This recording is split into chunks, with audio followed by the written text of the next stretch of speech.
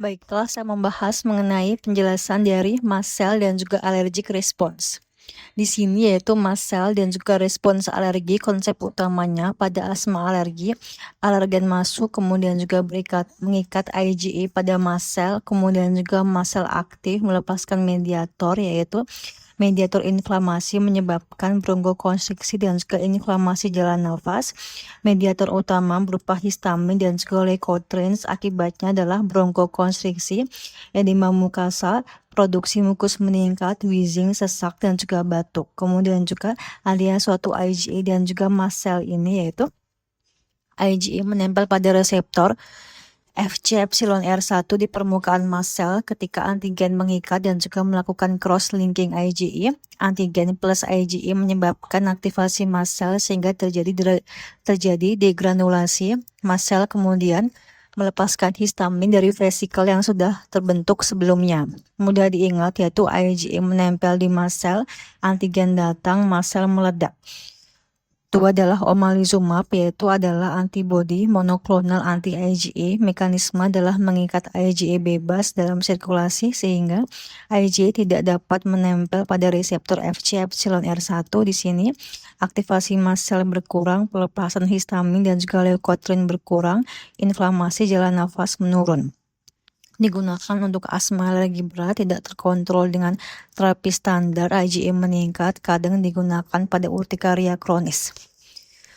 High yieldnya adalah omalizumab ini tidak langsung menyebabkan bronkodilatasi. Efek utamanya adalah mengurangi inflamasi jalan nafas dengan menghambat IgE. Mnemoniknya adalah omal IgE-zumab, yaitu omalizumab menghilangkan IgE. Kemudian juga di sini kromolin atau kromoglikats, yaitu di sini kromolin bekerja dengan cara menstabilkan mast cell ya, di sini stabil sehingga mencegah degranulasi, mencegah pelepasan histamin. Obat ini lebih bersifat profilaksis, bukan untuk serangan asma akut. High yieldnya adalah kromolin sama dengan mast cell stabilizer. Mnemoniknya adalah kromolin controls release of mast cell mediators. 4 adalah histamin dan juga antihistamin. Histamin dilepaskan mast cell akan berikatan dengan reseptor histamin pada sel target. Di sini efeknya adalah vasodilatasi, peningkatan permeabilitas pembuluh darah, gatal, edema, bronkokonstriksi ya. Antihistamin memblok reseptor histamin, terutama reseptor H1, lebih efektif untuk rinitis alergi, urtikaria, gatal. 5. Jalur asam arakidonak ya di sini dan juga leukotrien. Aktivasi mast cell juga merangsang fosfolipase A2, kemudian juga membran fosfolipid, asam arakidonak, dan juga terbentuk suatu leukotrien di sini. Terutama LTC4, D4, M4 menyebabkan bronkokonstriksi akut, edema mukosa, produksi mukus meningkat. Mnemoniknya adalah leukotrien sama dengan lockdown. 6 adalah zilauton, yaitu menghambat 5 lipoksigenase ya di sini.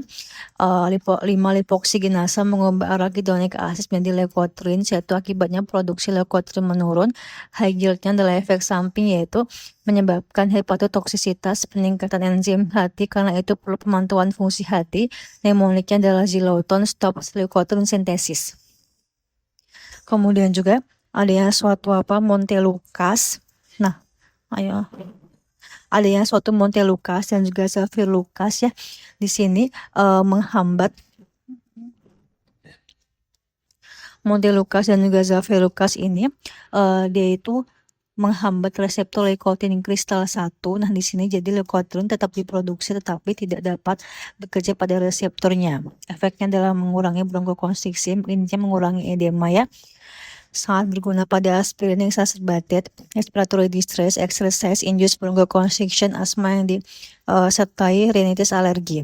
Kemudian juga zilautin intinya menghambat pembentukan leukotrienes, montelukast dan juga zafirlukast itu memblok reseptor leukotrienes. Kemudian juga glukokortikoid masuk ke dalam sel dan juga mengubah transkripsi gen. Efek samping utamanya adalah menghambat fosfolipase A2, akibatnya adalah asam arakidonak berkurang. leukotriene berkurang, prostaglandin berkurang, sitokin inflamasi berkurang. High yieldnya adalah steroid bukan bronchodilator langsung, yaitu mengurangi inflamasi jalan nafas. Ringkasnya adalah omalizumab, yaitu targetnya IgE bebas, mengurangi aktivasi mast sel kromolin, itu membran mast sel, itu mencegah degranulasi. Antihistamin reseptor H1 menghambat efek histamin. Zileuton itu 5 lipoksigenase, mengurangi produksi leukotrienes. Montelukast itu reseptor Q1 menghambat efek leukotrienes. Glukokortikoid transkripsi gen PLA2 mengurangi inflamasi secara luas. Lalu kemudian dihafalkannya adalah antigen IgE, mast sel aktif, histamin, leukotrienes, bronkokonstriksi, mukus edema. Tempat jaring kerja obat adalah omalizumab sebelum IgE mengaktifkan mast sel kromolin, yaitu mencegah mast sel degranulasi.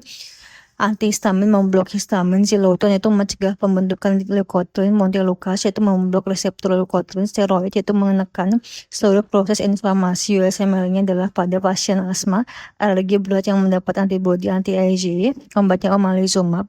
Mekanisme klinis utama adalah decreasing airway inflammation.